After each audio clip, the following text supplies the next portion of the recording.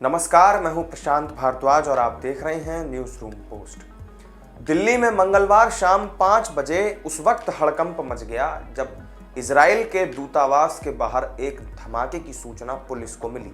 Delhi police ने फौरन धमाके की जांच भी शुरू कर दी और मंगलवार देर शाम तक पुलिस के हाथ धमाके से जुड़ा कोई ठोस सुराग तो नहीं लग पाया, लेकिन सीसीटीवी फुटेज खंगालने पर 2 संदिग्ध लोग जरूर देखे गए।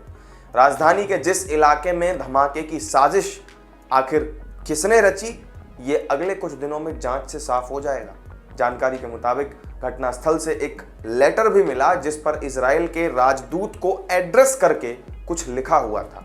इस लेटर को फॉरेंसिक टीम ने अपने साथ ले गई। लेटर पर एक झंडा भी बनाया हुआ था और आशंका इस बात की भी जताई जा रही है कि राजधानी के इतने हाई सिक्योरिटी जोन में संवेदनशील इजरायली दूतावास के पास ब्लास्ट को अंजाम देने से पहले जरूर साजिशकर्ताओं ने एक बार रेकी जरूर की होगी। इजरायली दूतावास के पास मंगलवार को जो हुआ उससे एक बार फिर से सुरक्षा इंतजामों पर सवाल खड़े हो चुके हैं। चंद कदमों के फासले पर तेज धमाका होना, कथित तौर पर झंडा लगा लेटर मिलना, ये किसी बड़ी साजिश की तरफ इशारा कर रहा है। इजराइल ने भारत में एहतियात के तौर पर रह रहे अपने नागरिकों के लिए एडवाइजरी भी जारी की।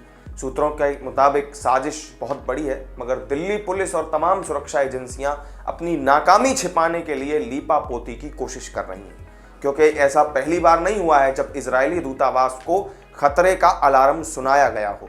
इससे पहले भी साल 2021 और साल 2012 में इजरायली एम्बेसी को टारगेट किया जा चुका है।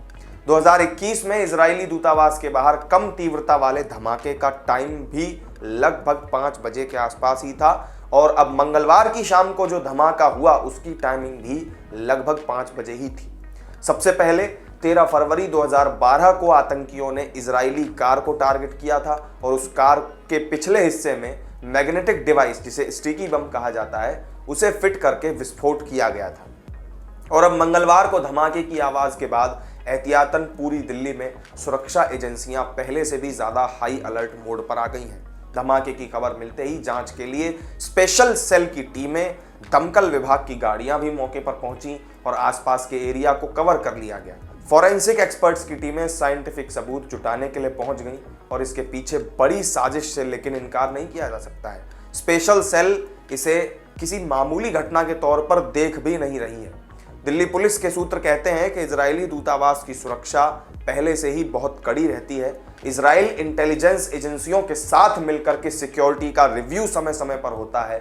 फिलहाल भारतीय सुरक्षा एजेंसियों की 3 layer security round the clock दी जाती है, जिसमें दिल्ली पुलिस, फिर दूसरी लेयर में CISF और तीसरी लेयर में कमांडो तैनात होते हैं। और इसके बाद दूतावास के परिसर और अंदर की सुरक्षा इजराइल की अपनी खुद की टॉप टेक्नोलॉजी वाली होती है। आसपास का पूरा इलाका डे नाइट विजन CCTV कैमरों से लैस है। इजराइल हमास जंग के बीच में भारत के इस दोस्त देश की एम्बेसी के पास दिल्ली में धमाका होना एक तरह से अलर्ट मैसेज है जिसे डिकोड किया जाना जरूरी है। तो इस वीडियो में मेरे साथ फिलहाल इतना ही।